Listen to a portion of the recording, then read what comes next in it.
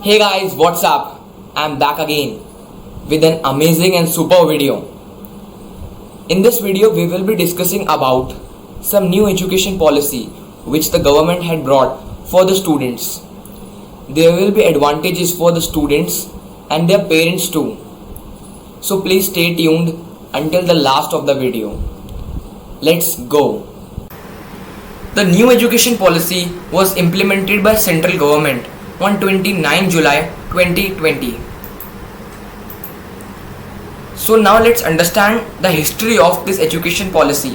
First such policy was implemented by Indira Gandhi government in 1968, and in between these years many of the ministers and leaders had changed these policies. Last change was made in 1986, and after a long period of 34 years it had been changed in India. Ramesh Pokhriyal, he is the Minister of Education recently. He and the government had taken some efficient step to change the 34-year-old policy. This policy change aims to reform the higher education system in India and give flexibility and advantages to the students.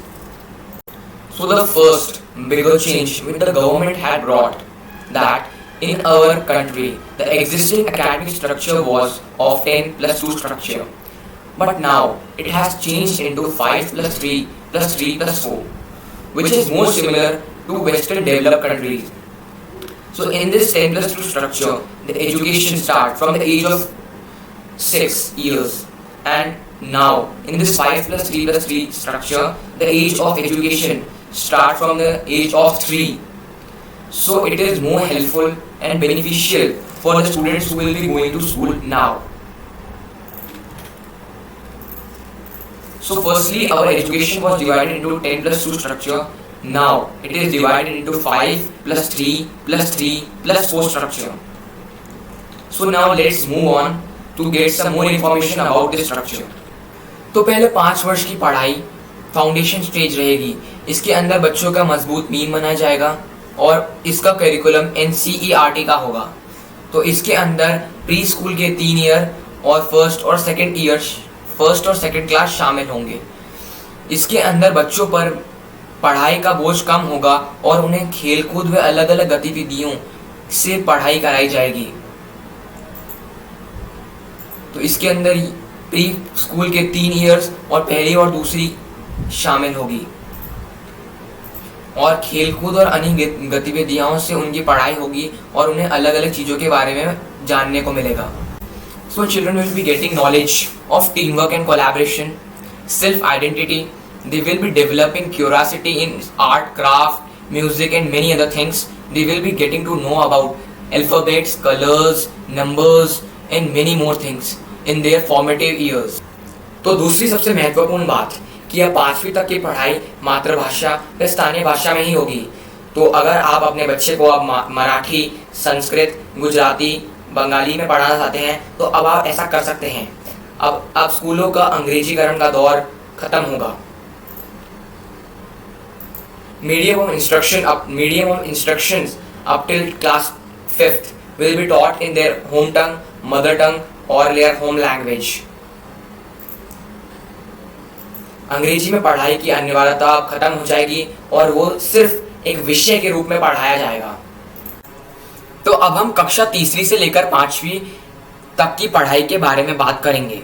तो कक्षा तीसरी से लेकर 5वीं तक की पढ़ाई को हम प्रिपरेटरी स्टेज कहलाएंगे.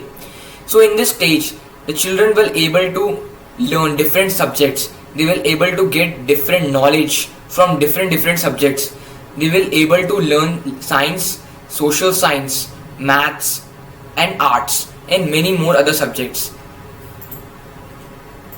बच्चे विज्ञान, गणित, कला, सामाजिक विज्ञान जैसे विषय भी पढ़ेंगे और उनको इनके बारे में अलग अलग जानकारी जानने को मिलेगी. कक्षा 6ठी से 8वीं की पढ़ाई को हम मिडिल स्टेज कहलाएंगे, जिसके अंदर बच्चों को कंप्यूटर कोडिंग सिखाई जाएगी. उन्हें सॉफ्टवेयर व मोबाइल प्रोग्राम्स के बारे में बचपन से सीखने को मिलेगा और वे चीन व साउथ कोरिया जैसे हाई प्रोफाइल देशों के साथ फ्यूचर में जाके कम्पीट कर सकते हैं और वे अपने खुद के एप्स भी फॉर्म कर सकते हैं। और तो और अब क्लास 6 से ही बच्चों को वोकेशनल ड्रॉप व वोकेशनल ट्रेनिंग के बारे में सिखाया जाएगा। They will able to experience the work of gardening, plumbing, carpentry and many other works. Germany और अदर वेस्टर्न डेवलप्ड देशों में उनको एक इक्वल रिस्पेक्ट मिलती है, पर इंडिया जैसे देशों में वो थोड़े लोअर स्टेज पे माना जाता है।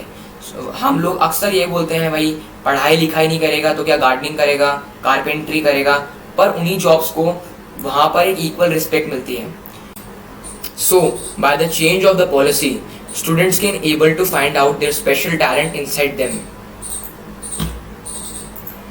दे will able to go to practical trainings and internships too. मान लीजिए आपको पेंटिंग में आपका इंटरेस्ट है तो आप किसी पेंटर के पास जा सकते हैं इंटर्नशिप के लिए। तो ऐसे ही आप अलग अलग लोगों के पास जा सकते हैं इंटर्नशिप्स के लिए।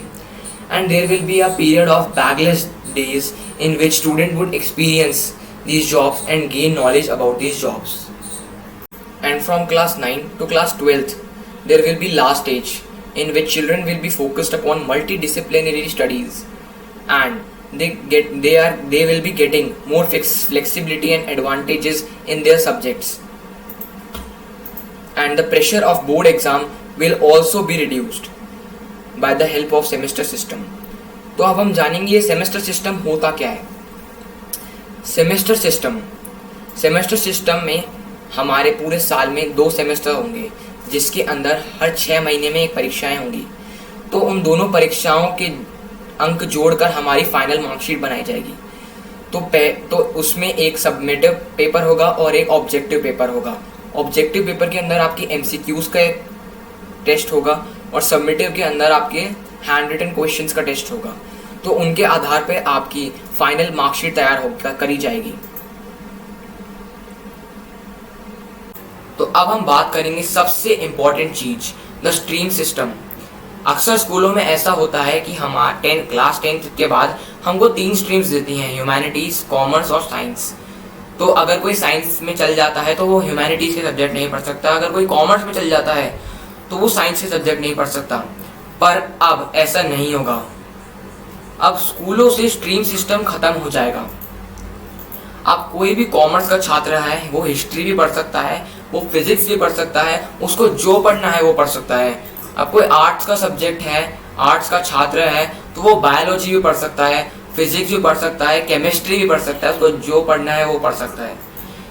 इस चेंज की वजह से अब स्टूडेंट्स के बीच में फ्लेक्सिबिलिटीज बन सकती हैं और वे एक से ज़्यादा सब्जेक्ट्स के बारे में पढ़ सकते हैं। तो अब हम जानेंगे, अब यहाँ तक तो था हमारा स्कूल का changes, and the most important thing is the report card. अक्सर ऐसा होता है कि हमारे टीचर्स हमारे लिए रिपोर्ट कार्ड बनाते हैं, फिर हमारा सेल्फ एनालिसिस करते हैं पूरे साल भर कि इस बच्चे ने कैसा परफॉर्म किया है। पर अब ऐसा नहीं होगा। अब उसके अंदर डिसिप्लिन व एक्स्ट्रा करिकुलर एक्टिविटीज़ पे भी ध्यान दिया जाएगा और पूरा सारी बातों को रख कर रिजल्ट तैयार होगा। और इस रिजल्ट बनाने में हम अपने आप को मार्क्स दे सकते हैं, हमारे कलीग्स हमारे को मार्क्स देंगे और हमारे टीचर्स भी हमारे को मार्क्स देंगे, और इन सब के मार्क्स पर हमारा रिजल्ट फॉर्म होगा। तो एक बहुत बड़ा इंपॉर्टेंट चेंज ये है कि अब आप कॉमन एप्टीट्यूड टेस्ट दे सकते हैं। मान लीजिए आपके 12th बोर्ड में 75% बनी है और आपके मनपसंद कॉलेज का कट ऑफ 80% है, तो आप 75% से उसका एंट्रेंस आप उसके अंदर एडमिशन नहीं ले सकते। तो आप CAT कॉमन एप्टीट्यूड टेस्ट देंगे। अगर आपको उसमें अच्छे परसेंट मिल गए तो वो आपके बोर्ड की परसेंटेज के साथ जुड़कर आप जुड़ जाएंगे और आप अपने मनपसंद कॉलेज में एडमिशन ले सकते हैं। तो ये भी एक बहुत अच्छा चेंज है क्लास 12th वालों के लिए, क्लास 12th पास वालों के लिए। Now we will understand multiple entry and exit program. So ये प्रोग्राम एक्चुअली होता क्या है इसके बारे में हम जानेंगे। तो पहले ऐसा होता था कि आपको कोई डिग्री लेनी है तो आपको या तो 4 साल पूरे उसमें लगाने पड़ेंगे या आप 1 भी साल ऐसे मत लगाओ। अब ऐसा होगा कि आपके पास multiple entry and exit options हैं। मान लीजिए आपने बीटेक की डिग्री शुरू करी और 2 साल के बाद आपको लग रहा है कि अब मेरे से नहीं होगा ये, या मैं नहीं करना चाहता, तो आपको 1 साल कंप्लीट होने पर सर्टिफिकेट मिलेगा, 2 साल होने पर डिप्लोमा मिलेगा, 3 साल कंप्लीट होने पर बैचलर्स डिग्री मिलेगी और 4 साल कंप्लीट होने पे बैचलर्स रिसर्च डिग्री मिलेगी। ये बहुत बड़ा इम्पोर्टेंट चेंज है कॉलेज वालों के लिए, क्योंकि वो हमेशा ये सोचते थे कि अगर मैंने ये डिग्री शुरू कर दी और बीच में अगर मेरे को अच्छी नहीं लगी तो मैं इसको छोड़ नहीं सकता, नहीं तो वो मेरे को कुछ नहीं होगा, मेरे को उससे फ़ायदा। पर अब अगर आपने 1 साल के बाद पढ़ाई छोड़ दी तो आपको सर्टिफिकेट मिलेगा, 2 साल के बाद छोड़ी तो आपको डिप्लोमा मिलेगा, 3 साल के बाद छोड़ दी तो आपको बैचलर्स डिग्री मिलेगी, 4 साल के बाद छोड़ी तो आपको रिसर्च बैचलर्स डिग्री मिलेगी। ये एक बहुत बड़ा इंपॉर्टेंट चेंज है कॉलेज वालों के लिए। And there will be a credit transfer. मान लीजिए आपने कोई डिग्री शुरू करी और उसके आपने सब्जेक्ट्स पढ़े हैं, तो वो सब्जेक्ट्स के क्रेडिट्स आपको अगली डिग्री में भी आपको मिलेंगे। तो यही है एकेडमिक बैंक ऑफ क्रेडिट कि वो आपको अगली डिग्री में आपके पुराने क्रेडिट्स सब देंगी। And there will be more focus on vocational education, as vocational education is one of the most important thing in the future, will be important for everyone in the future, so there will be more focus on vocational education. So the higher education institute now have the option of offering 1-year master degree under NEP 2020. The institutes offer 2 years master degree program where 2 years entirely focus on research for those who have completed an undergraduate degree of 3 years. So आप vocational training पे थोड़ा ज़्यादा ध्यान देंगे, उनको अलग अलग research projects पर उनको ज़्यादा फोकस होगा। And discontinuation of MPhil program is also another major change proposed in NEP 2020. Students who have completed their master degree will be eligible for pursuing PhD or Doctor of Philosophy courses directly. So there will be a discontinuation of MPhil program, and students who have completed their master degree will be eligible for pursuing their PhD courses directly. And by 2022, there will be more than 100 foreign colleges who will be opening in India, and it will give exposures to about 50% students. And there will be new research training for all the teachers by 2022. So at last, we will understand some visions of this national education policy. So this national education policy will provide a high quality education to all of them. They will give equal respect towards the fundamental rights, duties of constitutional values, bonding with another country, and awareness of one role and responsibilities in changing world. So now I'll end my conversation with my last few words. Thank you all of you who had watched my video.